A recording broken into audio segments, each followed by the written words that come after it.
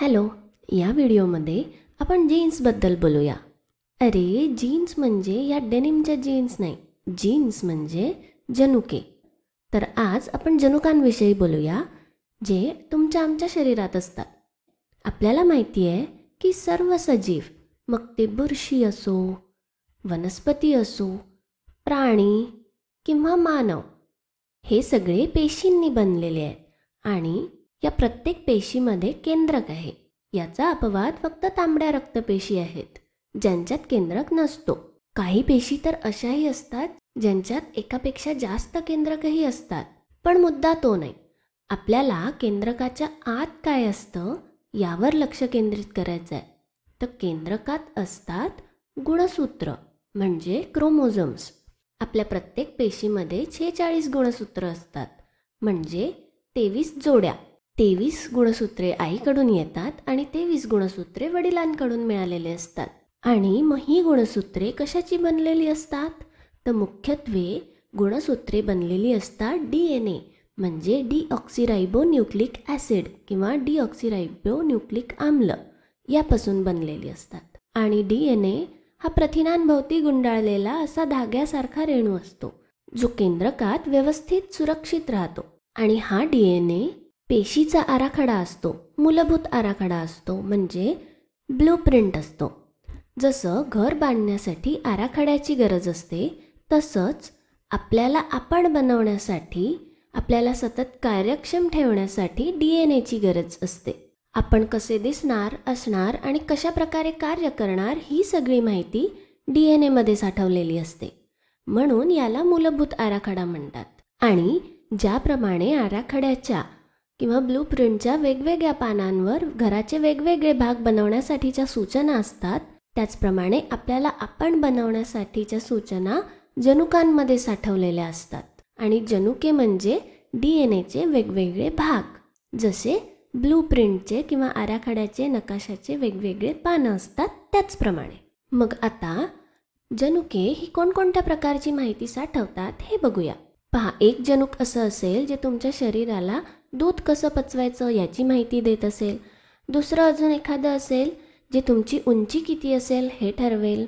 तसंच अजून एका जनुकाकडे तुमचा रक्तगट कसा असेल, कोणता असेल याची माहिती असेल. तसंच तुमच्या त्वचेचा रंग, केसांचा प्रकार, तुम्हाला काय हवी ती सगळी माहिती या जनुकांमध्ये असते. खरं तर मानवांमध्ये 46 गुणसूत्रांवर एकूण 20,000 पेक्षा जास्त जनुके आहेत. आणि प्रत्येक जनुक आपल्या शरीराला काही ना काही करायला सांगतं. आणि आपलं शरीर हे कशा प्रकारे कार्यान्वित करतं?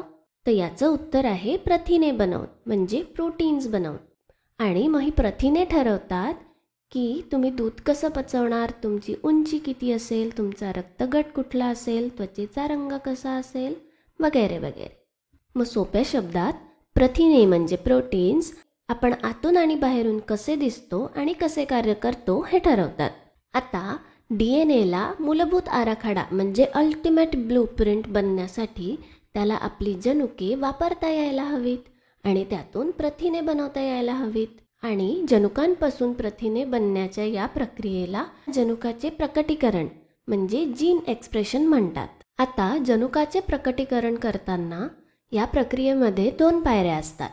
पहिलं म्हणजे प्रतिलेखन, ज्याला इंग्लिशमध्ये ट्रान्स्क्रिप्शन म्हणतात. आणि दुसरी पायरी म्हणजे भाषांतरण, ज्याला इंग्लिशमध्ये ट्रान्सलेशन म्हणतात. या व्हिडिओमध्ये आपण प्रतिलेखन किंवा ट्रान्स्क्रिप्शन यावर लक्ष केंद्रित करूया. आता आपण पाहिलंय की DNA हा मूलभूत आराखडा आहे, ज्याच्यात आपल्याला बनवण्यासाठीची पूर्ण माहिती साठवलेली आहे. म्हणजेच काय, तर तो अत्यंत मौल्यवान आहे. अशी मौल्यवान गोष्ट पेशीभोवती निव्वळ फेरफटका मारायला वगैरे जात नाही. DNA हा केंद्रकामध्ये सुरक्षित आणि संरक्षित राहायला हवा. कल्पना करा की घर बांधत असताना तुम्ही तुमचा मूळ आराखडा या बांधकामाच्या साईटवर घेऊन फिरता का?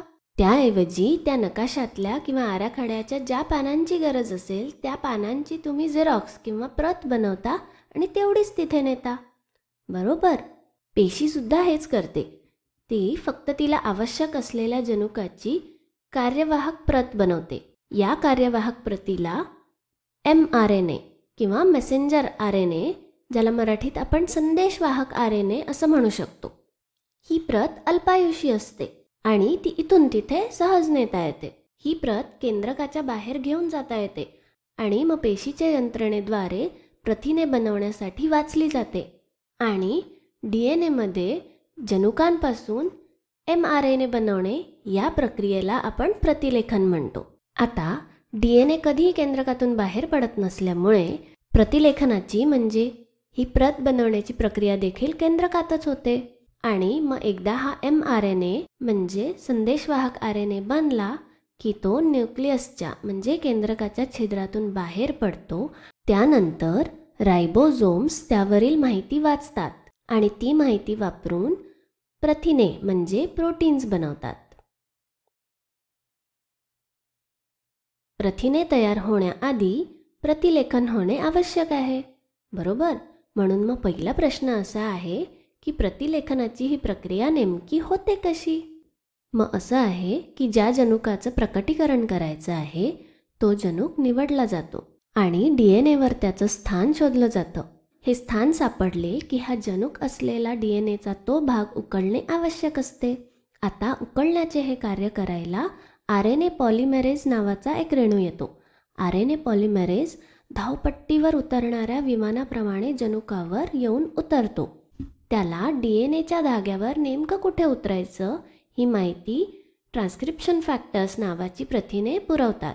आता RNA पॉलिमेरेज DNAवर जीनच्या स्थानावर आलं की तिथून ते प्रवास करतं आणि जनुकाच्या ठिकाणी DNAचे 2 धागे वेगळे होतात.